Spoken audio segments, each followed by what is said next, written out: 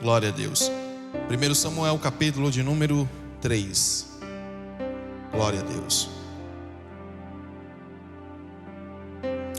Quantos acharam o texto sagrado, digam amém.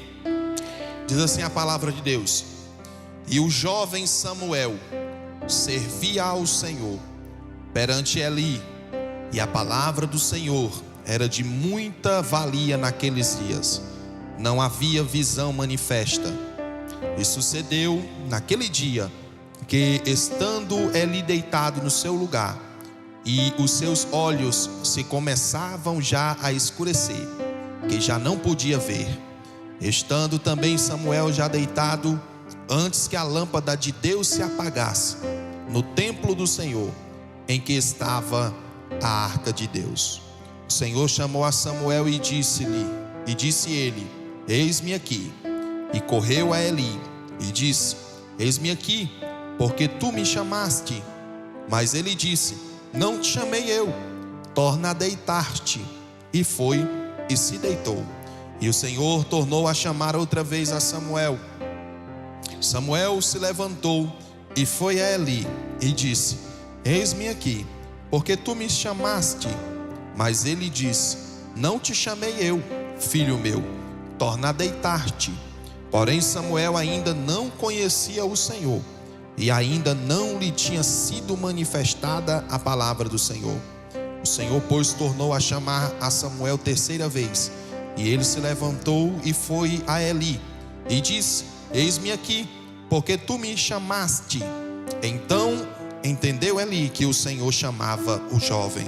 Pelo que Eli disse a Samuel: Vai-te deitar, e há de ser que, se te chamar, dirás: Fala, Senhor, porque o teu servo ouve.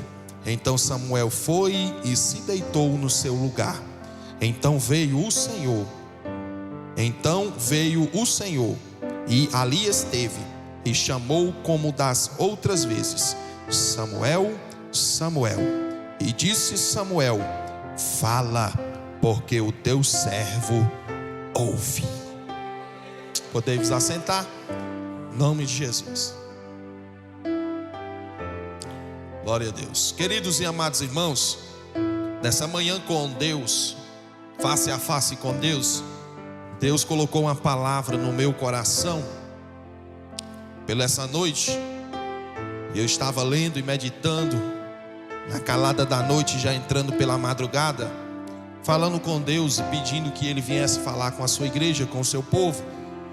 E Deus me levava aqui para 1 Samuel, capítulo de número 3, onde fala sobre o chamado de Samuel, quando Deus decide se revelar para este jovem ou esta criança chamado Samuel.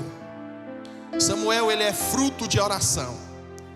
Samuel, ele é fruto de pés para trás, porque a sua mãe, ela não podia ter filhos. Ela orava, pedia, chorava, até o dia em que Deus decidiu abrir a sua madre. Deus abriu a madre de Ana, e ela coloca o nome do menino, do garoto, de Samuel, que quer dizer ouvido de Deus.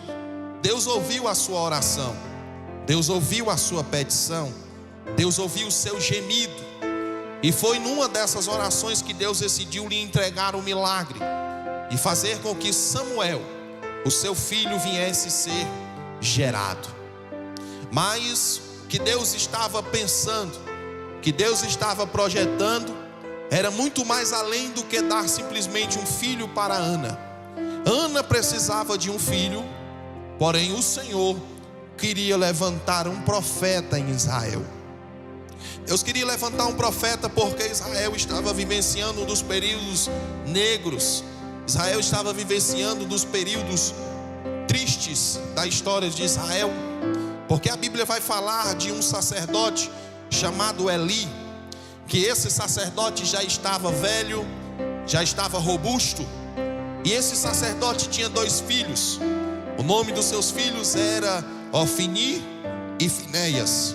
Ofni no original quer dizer pertencente ao punho, e Finéias quer dizer negro. Esses dois filhos de Eli, eles faziam o que era mal aos olhos do Senhor.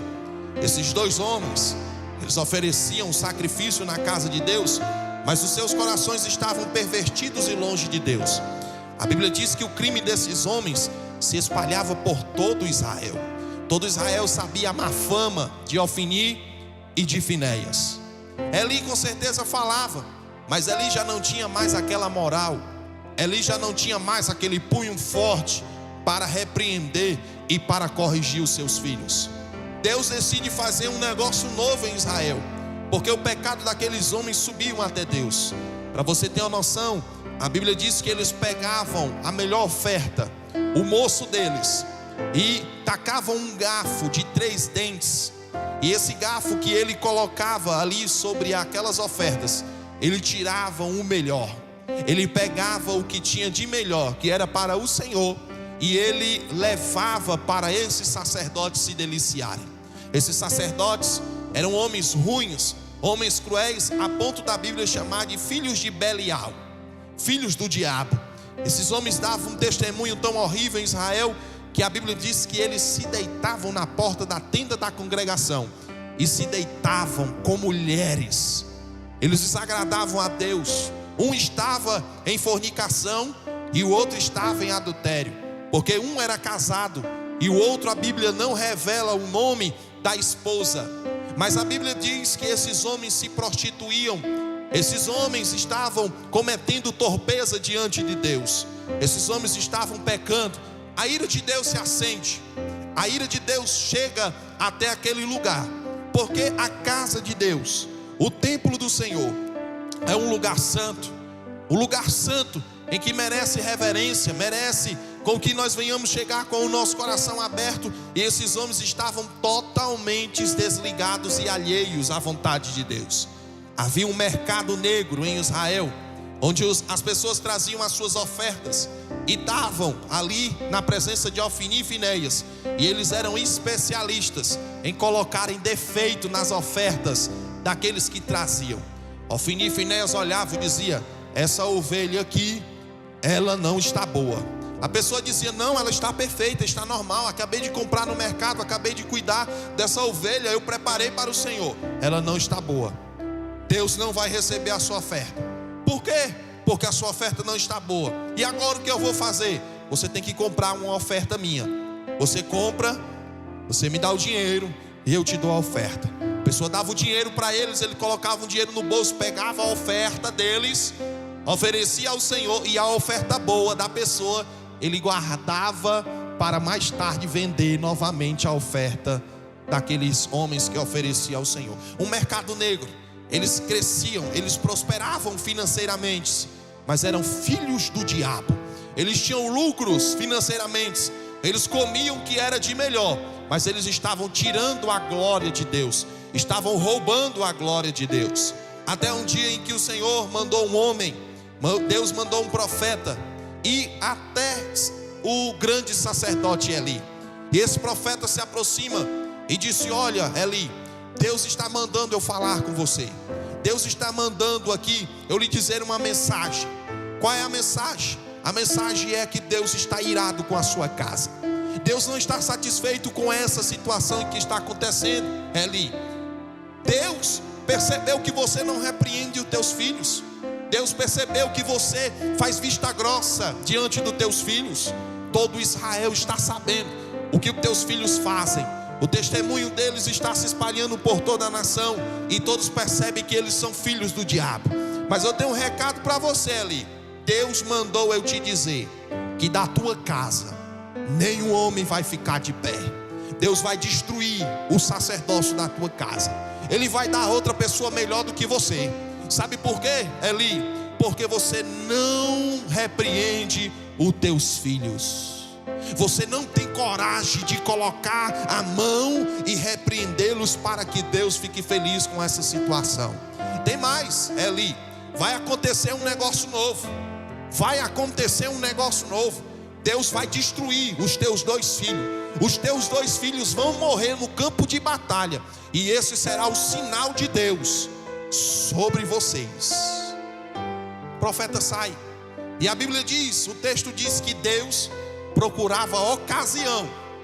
Deus procurava um momento para matar todos os dois. Diz o texto. Se você chegar em casa e ler, você vai ver. Deus procurava uma ocasião para matar os dois. Irmãos, nós procurar ocasião contra o outro é fácil, é simples. Mas a Bíblia diz que Deus procurava o momento certo para matar os dois. Porque aonde há glória de Deus, há julgamento. Onde está a presença de Deus, há julgamento. Aqui é um lugar onde nós nos reunimos para glorificarmos e para adorarmos a Deus. Aqui há a glória de Deus, e aqui também há julgamento de Deus. Aqui há a glória de Deus, mas aqui também há a ira de Deus. Aqui há a glória de Deus, mas aqui também está a correção de Deus. Aqui há a glória de Deus, mas também está a disciplina de Deus. Aqui há a glória e também há o juízo de Deus sobre cada um de nós. Deus diz: eu vou matar os teus 2 filhos. Espera para ver. Os 2 filhos dele continuavam no pecado. Sabe o que foi que Eli disse? Que Deus faça o que ele disse, que Deus realize o que ele falou. Segue para frente. Ana vai entregar Samuel a Eli. Todo mundo conhece a história. E no capítulo de número 3 a Bíblia diz que o jovem Samuel servia ao Senhor perante Eli. A palavra de Deus era muito rara naqueles dias, de muita valia, e já não havia visão manifestada naquele lugar. Mas a Bíblia diz que naquele dia, estando Eli com o seu moço Samuel deitado, seus olhos já estavam escurecidos, Eli já não conseguia mais enxergar.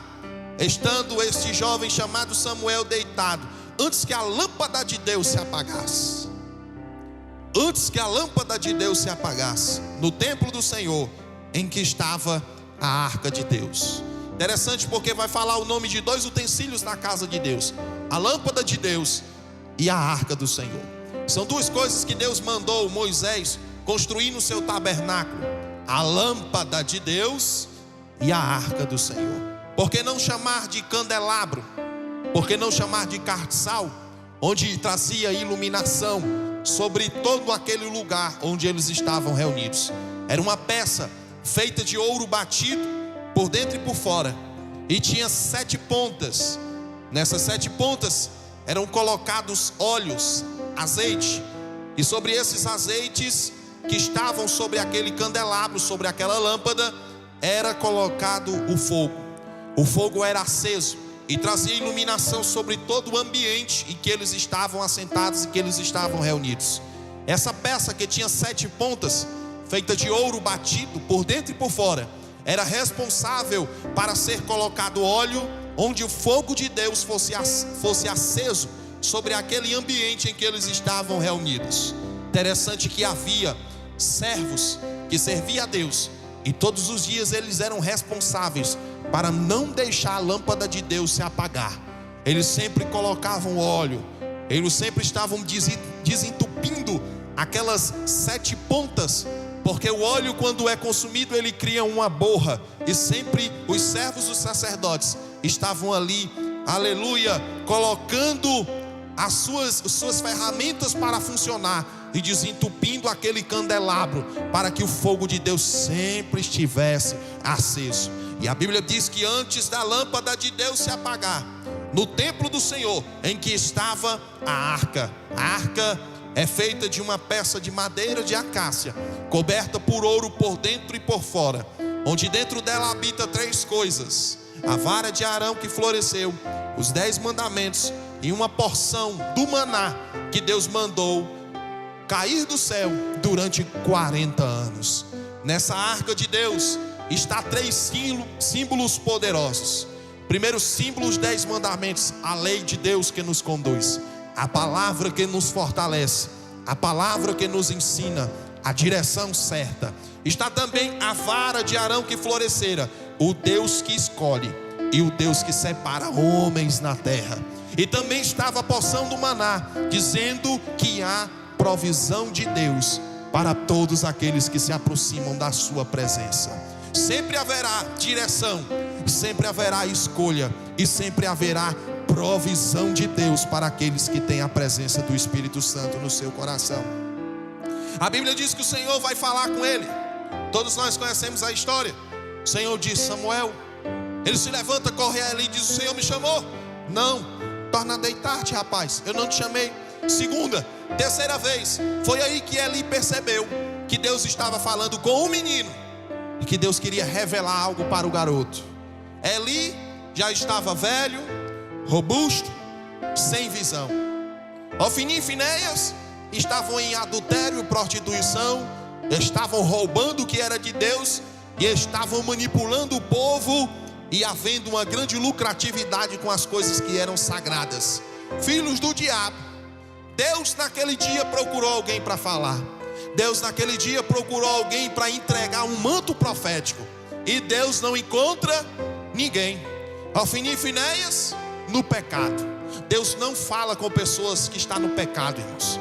Deus não se revela para aqueles que estão em desobediência com o seu Espírito Santo. Eu estou falando de intimidade. Eu não estou falando de uma pessoa que vai aceitar a Jesus. Eu estou falando de um crente que tem intimidade com Deus, e esse crente perde toda essa intimidade e começa a pecar.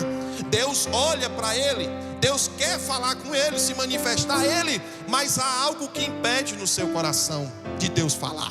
Há algo que prende, há algo que amarra. Deus olhou para eles dois, não tem condição de eu falar com eles dois.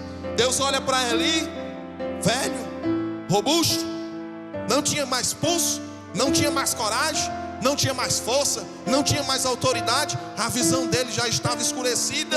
Deus também não vai falar com ele. Deus olha naquele lugar e percebe que tem uma criança, ou um jovem, ou um menino, que aquele menino servia perante Eli. E aquele menino, ele era um menino esforçado. Então Deus olhou dos altos céus e disse: eu vou falar com esse menino, eu vou revelar a minha glória para esse menino, eu vou usar a vida desse menino. E Eli percebeu: olha, Samuel, Deus quer falar com você. E quando ele te chamar, você vai dizer assim: eis-me aqui, fala, porque o teu servo ouve. Fala, porque o teu servo ouve. Ele se deita, fica com os ouvidos aguçados, e de repente Deus falou novamente e disse: Samuel, Samuel. Ele disse: fala, Senhor, porque o teu servo ouve. O Senhor começou a revelar a glória para ele. O Senhor começou a dizer o que ia fazer. O Senhor disse, e o Senhor ia fazer uma coisa que parecia bem aos seus olhos. Deus ia mover os céus. E naquele dia que Deus ia operar o milagre lá em Israel, Deus disse assim: ó, os homens irão ouvir e as orelhas serão tinidas. Ambas tinirão as orelhas do que eu vou fazer sobre Israel. De manhã cedo, quando Eli se levanta, vai até Samuel e disse: me diga o que Deus falou para ti. Samuel, assustado, porque Deus disse que ia cumprir juízo e justiça na casa de Eli. E ele ficou meio temeroso. E o sacerdote disse: me fale e não me esconda nada. Porque desde quando Eli percebeu que Deus ia falar com ele, a Bíblia diz que ele não dormiu mais, passou a noite acordada. Passou a noite acordada, sabe por quê, irmãos? Porque eu fico admirado. Eli, sacerdote, Eli, homem de Deus, Eli que tinha intimidade com Deus, agora vai ter que assistir Deus falar com o menino. Agora vai ter que ver Deus se manifestar para o menino. Agora vai ter que ver Deus entregar uma profecia para o menino, que era para ele, porque nem para ele próprio Deus queria falar mais. Que vergonha, irmãos. Um homem que se dizia ser de Deus, mas que não ouvia mais a voz de Deus. Que vergonha para um sacerdote que se dizia ouvir, se dizia entregar o santo, entregar aquilo que as pessoas doavam para Deus com o coração quebrantado e contrito. Agora ele estava, sabe como? Imobilizado, inútil. E ele teve que assistir tudo isso. Deus usar um menino, Deus pegar um menino, porque a sua vida não estava mais na posição de Deus. Samuel olhou para ele e disse: pois lá vai. Deus falou assim, assim e assim. E o sinal de Deus ali é que os teus dois filhos vão morrer no mesmo dia e vão tombar. Ele escuta, sabe o que é que ele diz? Que o Senhor faça conforme ele diz. Deus possa fazer. Samuel vai crescendo, vai servindo, vai adorando. E a Bíblia diz, sabe o que é que acontece? Uma guerra estoura. Os filisteus se levantaram e foram invadir Israel. E porque eles se levantaram e foram invadir Israel, a Bíblia diz que Israel ficou com medo. Israel começou a se tremer. Os filisteus chegaram, e a Bíblia diz que naquele dia, irmãos, no campo de batalha, 4.000 homens caíram ao fio da espada. Israel que não perdia guerra, Israel que não perdia batalhas, naquele dia 4.000 caíram no chão. Por que eles caíram ao chão? Por que eles perderam a guerra? Por que eles perderam a batalha? Por que eles chegaram a tombar no chão? Porque o pecado estava instalado no meio deles.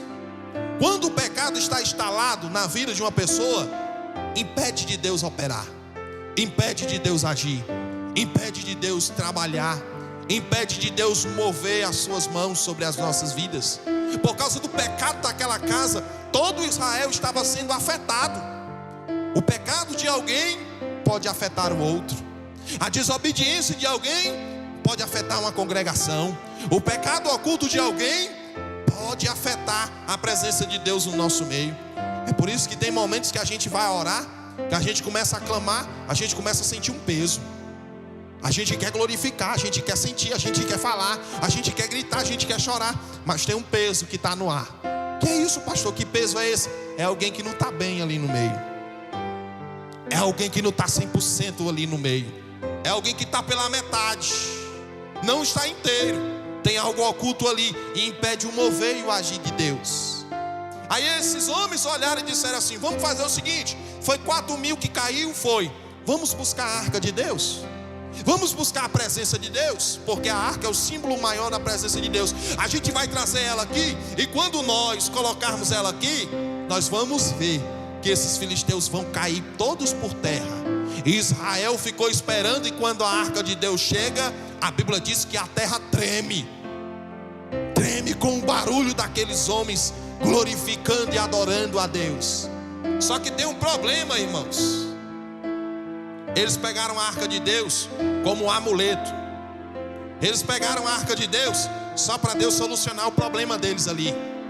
Eles pegaram a arca de Deus só para Deus dar vitória no campo de batalha. Porque quando eles estavam bem, a arca de Deus para eles pouco importava. A presença de Deus para eles pouco importava. Mas quando eles começaram a perder, eles começaram a perceber: vamos buscar a arca. A gente pegando a arca vai dar tudo certo. A gente pegando a arca nós vamos vencer a batalha. A gente pegando a arca, Deus vai estar no nosso meio. Só que a arca estava lá, mas Deus não estava naquele lugar. Entendeu?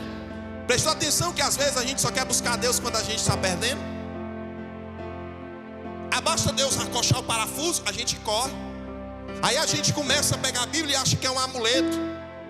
A gente começa a orar achando que a oração é um amuleto da sorte. A gente começa a querer procurar Deus, procurar Deus, procurar Deus. Irmãos, crente não pode ter amuleto na vida. Não existe esse negócio de sorte não. Crente, ele tem que ter a presença de Deus no coração. A arca é só o símbolo da presença. Porque a presença não era simplesmente a arca, a presença era o próprio Deus se manifestando através da arca.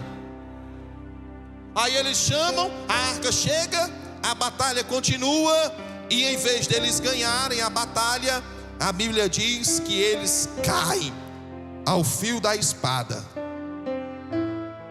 Quando eles caem, os filisteus correm e dizem assim: olha, ninguém vai desistir não. Vamos unir as nossas forças e vamos atacar eles. Nós não vamos desistir. Eles saíram com uma força só. Começaram a derrubar o fio da espada dos israelitas. E a Bíblia diz que aconteceu, sabe o que? Ofni e Finéias estavam no campo de batalha. E a Bíblia diz que todos dois tombaram ao fio da espada. Aonde a glória de Deus há julgamento. Deus estava julgando aqueles dois homens. Deus procurou uma oportunidade, e Deus fez com que aquela oportunidade chegasse. Irmãos, não tem como se esconder de Deus. Não tem como enganar a Deus. Aqui a igreja não é como um amuleto da sorte. A Bíblia não é como essas coisas que basta nós estarmos ruins, pegamos a Bíblia e queremos abrir, Deus fala comigo. A gente só quer correr para a oração quando a gente está apertado, irmãos. Achamos que essas coisas são amuletos da sorte. Achamos que essas coisas são mágicas. Eu fico olhando, interessante, porque sempre tem um jovem que ele me para e diz assim: pastor, ore por mim. Eu digo assim para ele: por que você quer que eu ore por você? Sabe, pastor, é porque eu sei que estão querendo me matar aí, mas se o senhor orar por mim, Deus vai me livrar. Ele só pede oração, irmão, para Deus livrar ele, mas ele não quer sair da droga. Ele só pede oração para Deus guardar ele, porque ele está com medo de morrer, mas ele não está nem aí para Deus. Ele não está nem aí para a presença de Deus. Eu olhei para ele e disse: você confia na oração que eu faço? Confio, pastor. Você tem que abrir o seu coração para Deus. Se Deus permitir que você morra, não tem oração nenhuma que resolva na sua vida. Sabe o que é que está faltando em você? Não é oração não, é você criar vergonha na cara e se arrepender dos seus pecados. Sabe o que é que está faltando para você? Você reconhecer que Deus é Deus e o Senhor da tua vida, e parar com esse negócio de estar pedindo oração, rapaz. Porque tem gente que é assim, só quer pedir oração como se fosse um negócio de mágica. Não é assim não, meu irmão. Deus quer quebrar o teu coração. Deus quer moldar a tua vida. Deus quer transformar o teu caráter. Deus quer arrancar o pecado do teu coração. Deus quer mudar a tua vida. Deus quer mudar a tua história. Não adianta se esconder atrás de arca. Não adianta se esconder atrás de oração. Não adianta, meu irmão. Se você não está legal, não tem oração que resolva.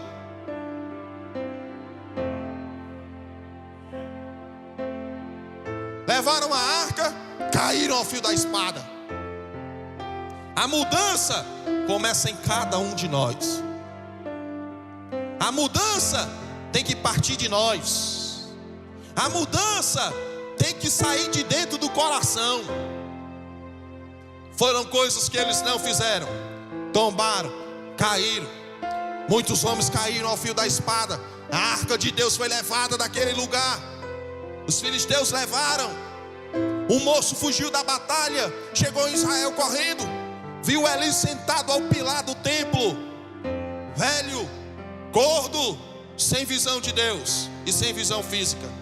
Quando ele chega, ele se aproxima e diz: Eli, Eli, Eli, aconteceu algo novo em Israel. Que foi, meu filho? Não esconda nada. Olha, nós perdemos a batalha. Os teus 2 filhos caíram ao fio da espada.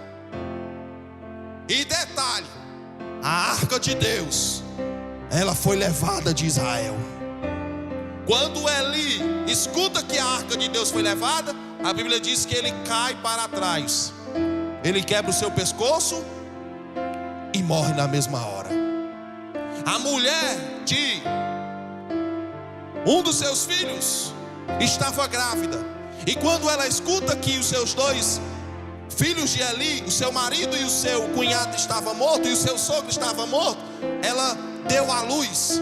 E quando ela deu à luz, nasceu um homem, um varão, uma criança.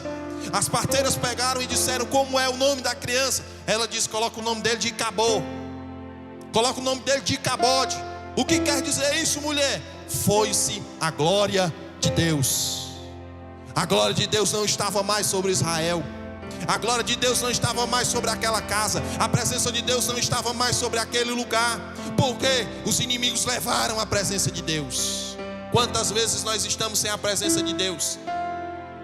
Quantas vezes nós estamos vazios? Quantas vezes nós estamos bonitos e arrumados, mas presença de Deus, zero. Os homens só veem a aparência, mas Deus vê o coração. Os homens só veem a sua roupa, mas Deus vê o teu íntimo. Deus vê o teu intelecto, Deus vê o teu raciocínio. E às vezes Deus está olhando para o céu, vendo você todo bonitinho, mas a presença dele não está em você.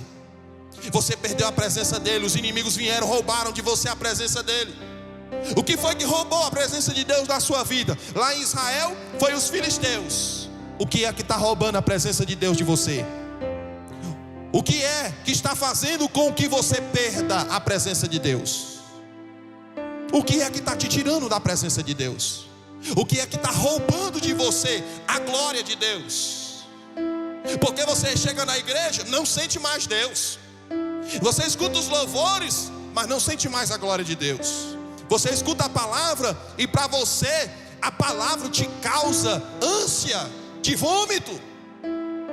Tomara que esse pastor termine logo, tomara que esse culto acabe logo. Eu quero ir para casa. Quando a presença de Deus sai de nós, a gente começa a perder o foco e a direção de Deus. A gente começa a se irritar com tudo. A gente começa a perder o amor. A gente começa a ficar, sabe como? Ficar parecido, sabe com o quê? Com um sepulcro calhado. Deus distante de nós, e a presença, os inimigos levaram. O que é os filisteus para você hoje? O que é os filisteus para você hoje? Ah, pastor, o filisteu para mim é o diabo. Os filisteus são o diabo, tipologia de diabo. Mas esses filisteus é algo que está te tirando a presença de Deus, roubando de você a presença de Deus. O que é que está roubando? É o seu celular? O seu notebook? É a sua televisão? É o seu bate-papo? É a sua conversa secreta com alguém? É essas coisas que não pode ver e você continua vendo? É a mentira que ainda te atrapalha de Deus. Você quer falar a verdade, mas não consegue falar a verdade porque a mentira está entranhada no teu coração. É esses pensamentos malignos que fica batendo e você deixa penetrar no teu coração. O que é os filisteus que está te abatendo e arrancando de Deus a presença do teu coração? O que é que está te impedindo de sentir o mover de Deus? Porque os filisteus foram lá e arrancaram. E quando a arca de Deus é tirada de Israel, a Bíblia diz que há morte.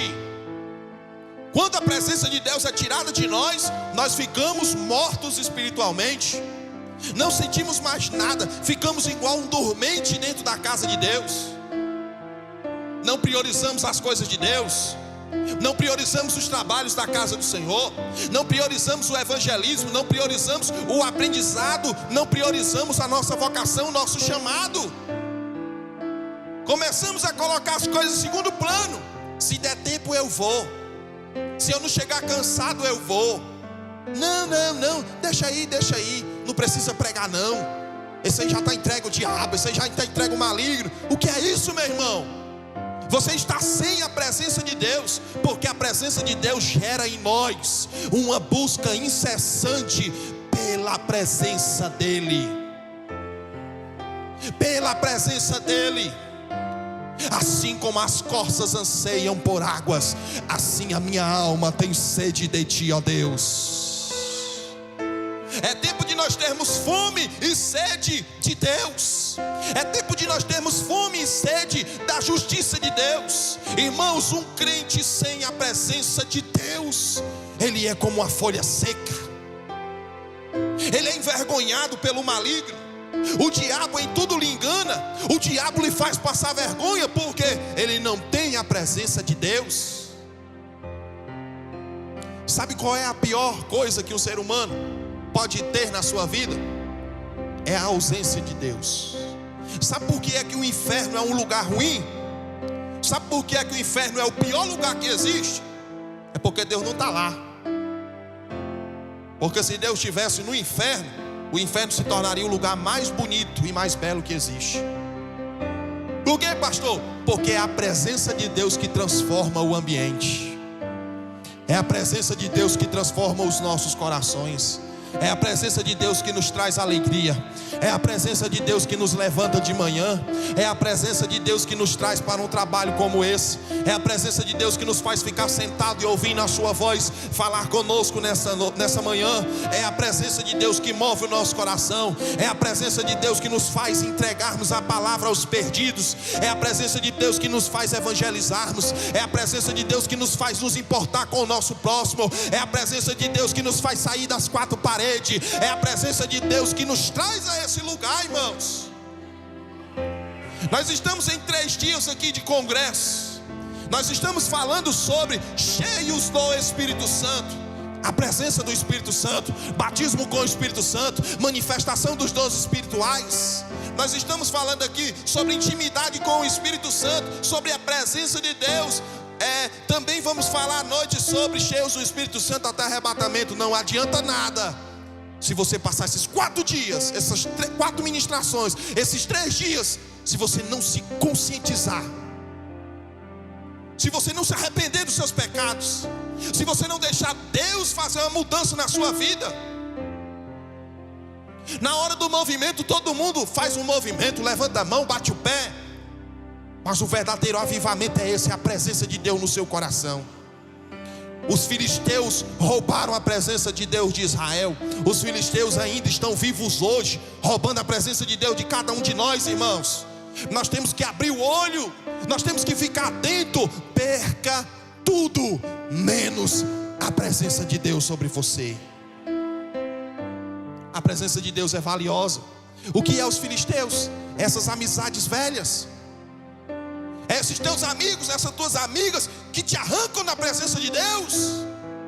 Para ter a presença de Deus, tem que ter renúncia. Para ter a presença de Deus, tem que pagar preço. Para ter a presença de Deus, tem que se curvar. Para ter a presença de Deus, tem que se humilhar. Para ter a presença de Deus, tem que dar o melhor para Deus. Para ter a presença de Deus, tem que deixar Deus arrancar as escórias do teu coração. Enquanto você não se entregar por completo, Deus não manifestará a glória dele completa na sua vida. Você vai ficar lutando, vai ter 10, 20, 30 anos de crente e nunca terá uma intimidade com o Espírito Santo de Deus. Nunca saberá o que é estar no Santo dos Santos. E diz um hino que aquele que já entrou no Santo dos Santos não sabe viver em outro lugar. Crente que é crente de verdade, que sente a presença, que é incomodado pelo Espírito Santo, ele não se acostuma a ficar na superfície. Ele não se acostuma com balela.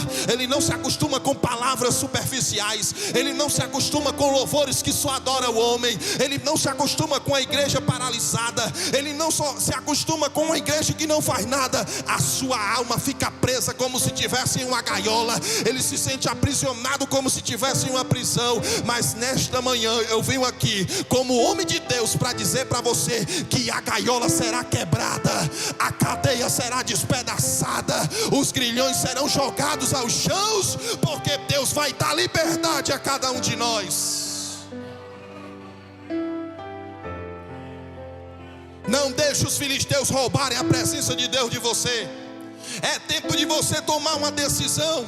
É tempo de você se posicionar. É tempo de você se erguer.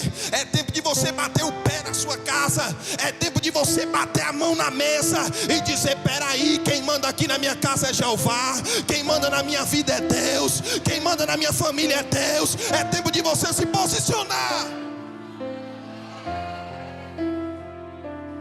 O diabo está destruindo você aos poucos.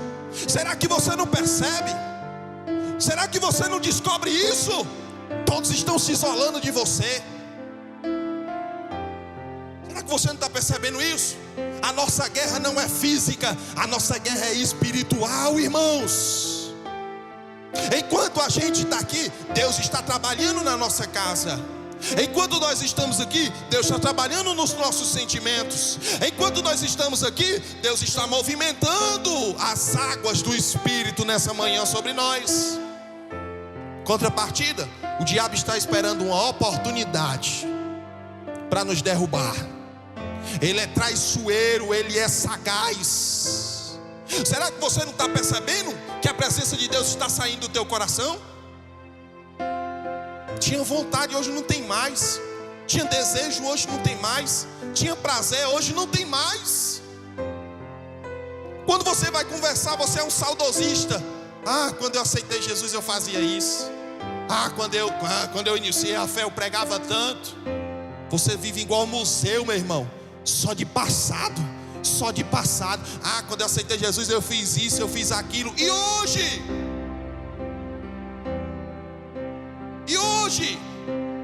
Eu fazia vigília. E hoje eu orava, eu lia a Bíblia. E hoje, meu irmão, Deus quer saber do agora, do hoje. O que passou, passou. Não tem como voltar o tempo mais não, meu filho. Deus quer saber o hoje. Deus quer saber o agora. Como é que está a tua vida? Como é que está a presença de Deus sobre o teu coração? A gente passa o dia trabalhando, a gente corre para um lado, a gente corre para o outro, a gente faz isso, a gente faz aquilo. Mas com o que a gente menos se importa é com a presença de Deus. Com o que a gente menos se importa é com o poder de Deus. Temos tempo para tudo, menos para Deus. Passamos 24 horas, bem dizer, ligados, menos para Deus. E eu aprendi uma coisa: quanto tempo tu tira para Deus, é o tempo determinado que Deus está com você. Como assim, pastor? Se tu tira 5 minutos para falar com Deus, tu só tem intimidade de 5 minutos. Se tu tira 1 hora, tu tem intimidade de 1 hora. Se tu tira 2, tu tem intimidade de 2 horas. Como é que está a tua intimidade com Deus? Com a presença de Deus? Você só se levanta de manhã e diz que Deus abençoe esse dia, amém? Você vai dormir de noite, se deita e diz: ah, Jesus, muito obrigado. Você acha que isso é intimidade com Deus? Você acha que isso é intimidade? Só se levantar de manhã, dar um bom dia, chegar e dormir, você acha que isso é intimidade? Eu vou te dizer o que é intimidade. Intimidade é colocar algo para dentro do coração. Intimidade é colocar algo para dentro do teu coração. Sabe o que isso quer dizer? Pegue Deus e coloque dentro do seu coração. Para você se relacionar com a pessoa, você precisa conhecer ela. Para você se relacionar com a pessoa, você precisa conhecer ela. Conhecemos as nossas esposas, conhecemos os maridos, conhecemos os filhos, conhecemos os amigos, porque temos tempo com eles. E Deus? Qual é o tempo que temos para com Deus? O que é que nós mais almejamos? É a casa? É o carro? O que é que mais almejamos? É dinheiro? O que é que nós mais queremos? O que nós mais precisamos ter é a presença de Deus. A gente não pode ter carro, mas a gente tem a presença de Deus. A gente não pode ter casa, mas a gente tem a presença de Deus. A gente não pode ter muitos amigos, mas basta o nosso amigo Deus para conosco. Você não pode ter muita coisa aqui, mas a presença de Deus tem que ser gerada no teu coração, porque a presença de Deus, ela move os nossos corações.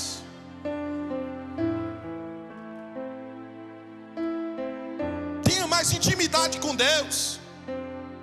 Arranque isso do teu coração, meu irmão. Disse Davi: vê se há algum caminho mau em mim, Deus, e eu te peço, arranca de dentro de mim. O que é que temos pedido a Deus? O que é que temos implorado a Deus? Como é que estão as nossas orações? É uma oração só de pedir, pedir, pedir? Deus quer se relacionar com você. O Espírito Santo quer estar mais próximo de você. A intimidade tem que ser mais profunda em você. Mas você precisa se conscientizar disso. Precisa se conscientizar disso. Está cônscio de que Deus quer que a presença dele esteja no teu coração. A maior vontade de Deus é que ele habite dentro de você. A maior vontade de Deus é estabelecer o reino dele na sua vida. A maior vontade de Deus é fazer com que você reconheça ele como o único, suficiente Salvador e o Deus da tua vida, o Deus da tua história, o Deus da tua casa, o Deus do teu ser. Ele não é santo casamenteiro, ele não é bancário, ele não é dono de concessionária, ele não é dono de banco. Ele é o Rei dos Reis e Senhor dos Senhores. Ele é o nosso Pai, o nosso guia, o nosso ajudador, o nosso Senhor. Ele tem que ser o primeiro, ele tem que ser o último. Se Deus está em último lugar, tem algo errado em você.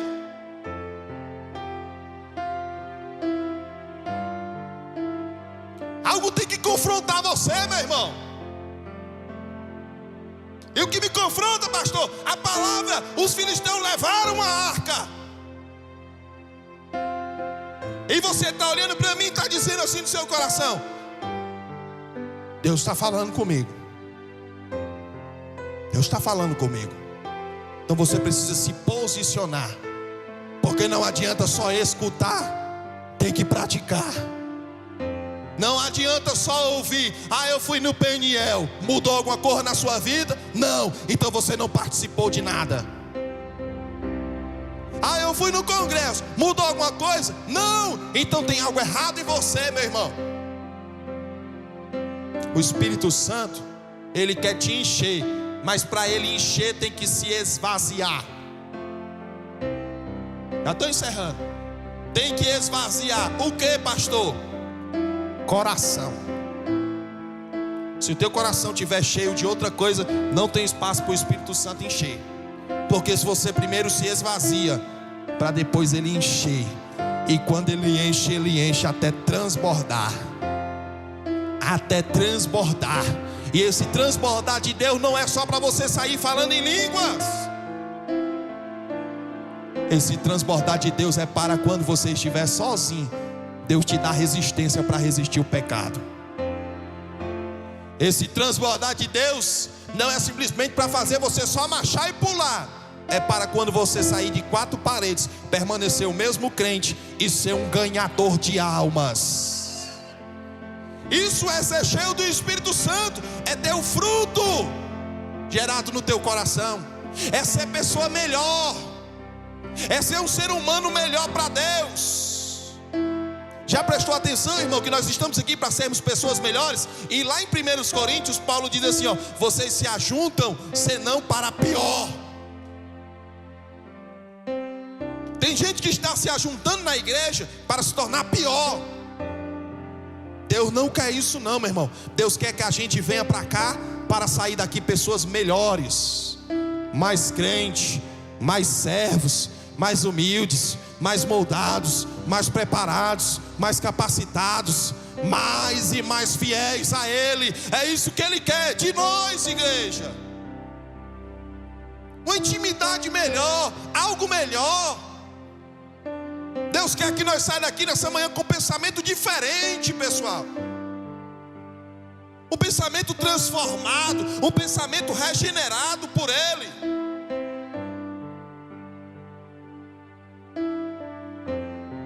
Como é que vamos sair daqui nessa manhã?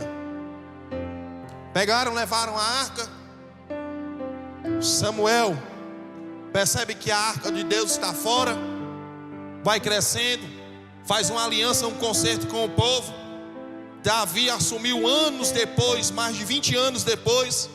Foi trazer a arca de Deus, todo mundo conhece, já estou no final. Uzá vai colocar a mão na arca e morre fulminado. Deus abriu uma rotura, Deus abriu uma brecha, uma lacuna, um buraco naquele lugar. Davi se arrepende, vai chamar os sacerdotes e os levitas, colocam a arca de Deus sobre as costas dos sacerdotes, eles dão 6 passos, sacrificam ao Senhor. 6 passos, sacrificam ao Senhor. 6 passos, sacrificam ao Senhor. E leva a arca de Deus até Israel.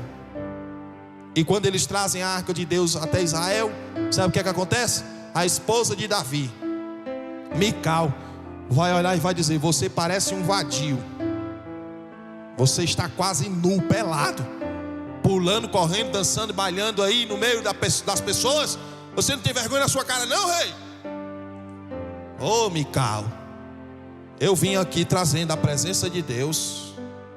Eu vim aqui buscando o que mais de 20 anos ninguém queria buscar. Você ainda está falando mal de mim?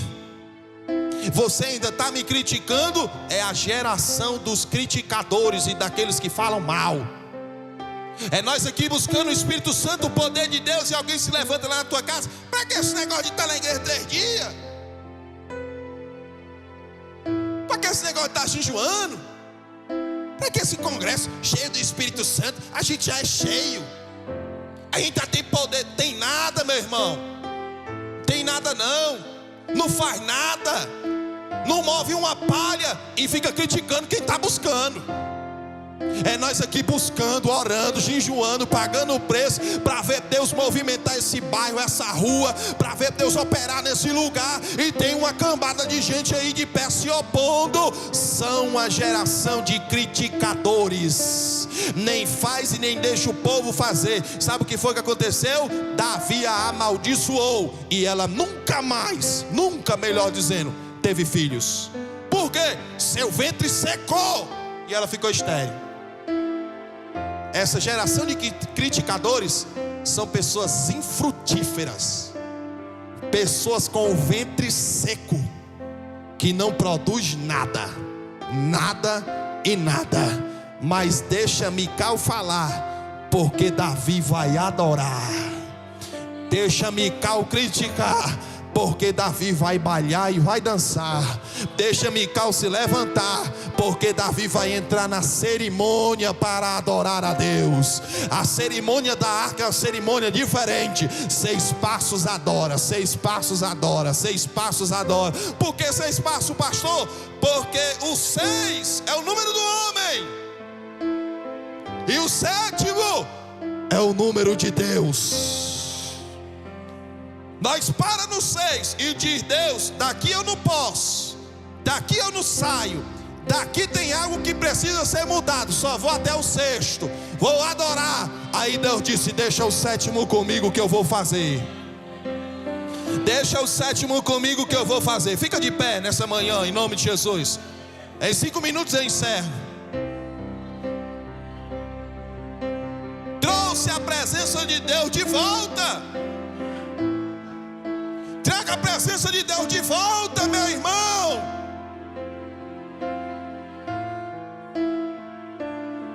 É uma manhã de você chamar Deus. É uma manhã de você atrair Deus. É uma manhã de você se humilhar para Deus. É uma manhã de você se converter. É uma manhã de você se desprender. É uma manhã de você valorizar Deus. É uma manhã que Deus quer fazer milagres na sua vida. É uma manhã que Deus quer ver as lágrimas rolarem no teu rosto. É uma manhã que Deus quer derrotar os filisteus que estão se levantando contra você. É uma manhã que Deus quer te dar vitória. A nossa maior busca aqui não é por ouro nem prata, nem preciso disso. A nossa maior busca aqui é pela presença dEle. A presença dEle é o que nos basta. Porque a arca de Deus ficou 3 meses na casa de Obed-edom. O seu campo ficou produtivo. A sua mulher gerou filhos. Os seus filhos cresceram. A bonança chegou, o alimento foi produzido, o gado engordou, o leite saiu, as ovelhas foram multiplicadas, os gafanhotos não entraram lá no seu, aleluia, no seu pasto, não conseguiram penetrar os gafanhotos sobre a sua colheita. Por quê? Porque a arca de Deus estava na casa de Obed-edom. Quando a arca de Deus está, a maldição não pega. Quando a arca de Deus está, o inimigo não tem poder. Quando a presença de Deus está, a tua casa é de Deus, os teus filhos é de Deus, o teu gado é de Deus, o teu transporte é de Deus, tudo é de Deus. A presença de Deus quer ser gerada no teu coração nessa manhã. É só você e Deus, é Peniel, você e Deus, Deus e você, você e Deus, Deus e você. Se tem algo que precisa ser modificado, fale com Ele nessa manhã. Se tem algo que precisa ser arrancado, peça para Ele arrancar nessa manhã. Peça para Ele tirar. Peça para Ele fazer. Até quando você vai ficar cochilando em 2 pensamentos? Até quando você não vai criar vergonha na sua cara e ser um crente de verdade? Até quando você vai ficar cochilando em 2 pensamentos, titubeando? Ô virgem louca, e enche a tua botija de azeite, e enche a tua lamparina de azeite. Ô virgem louca, se arrepende dos teus pecados. Ô virgem louca, é tempo de você se levantar, e enche a tua lamparina de azeite, e enche a tua botija de azeite. Deixa o azeite transbordar.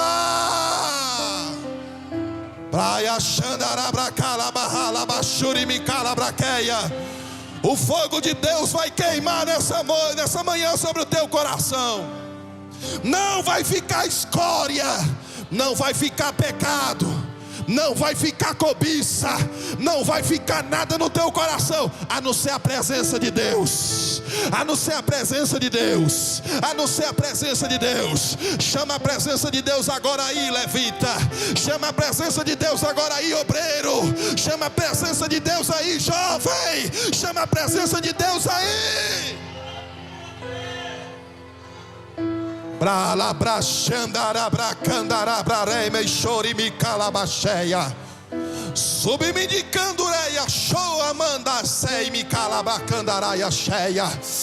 O poder de Deus está aqui nessa manhã, ardendo sobre os nossos corações. Deus quer limpar você, Deus quer banhar você, Deus quer acender o teu coração aqui nessa manhã de novo. Volta, volta, volta ao primeiro amor. Volta, volta, volta ao primeiro amor. Volta, volta, volta ao primeiro amor. Volta, volta, volta. Eu sinto Deus gritando dentro da minha alma. Eu sinto Deus gritando dentro de mim e dizendo: volta. Volta, volta, volta a buscar. Volta, volta a se derramar. Quer ver a enfermidade ir embora? Volta a buscar. Quer ver a porta se abrir? Volta a buscar. Quer ver Deus curar? Volta a buscar. Quer ver Deus salvar? Volta a buscar. Quer ver Deus operar? Volta a buscar. Volta. Eu vou deixar você adorar aqui nessa manhã. Essas lágrimas é arrependimento. Xandarabraia, soramaia, xuia, mandacaia, ceia. Tem uma unção de cura aqui nesse lugar. Deus quer sarar você aqui nessa manhã.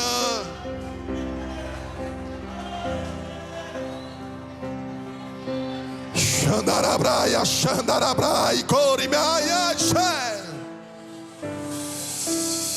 É a manhã da mudança. É a manhã da mudança.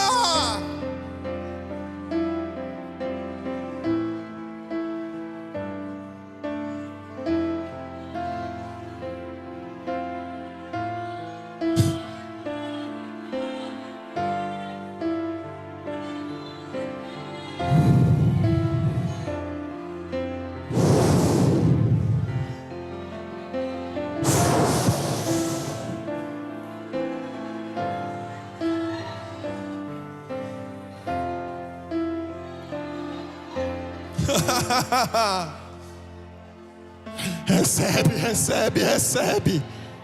Recebe, recebe, recebe. Recebe a cura, recebe. Recebe a intimidade, recebe o perdão, recebe. Recebe, recebe. Eu quero chamar aqui à frente você que quer ter um Peniel face a face com Deus. Eu quero chamar você aqui à frente que quer consertar o seu altar diante de Deus. Eu quero chamar você aqui à frente que quer se arrepender dos seus pecados. Eu quero chamar aqui à frente você que quer a mudança de vida. Eu quero chamar você aqui à frente que quer sentir o poder de Deus como você nunca sentiu.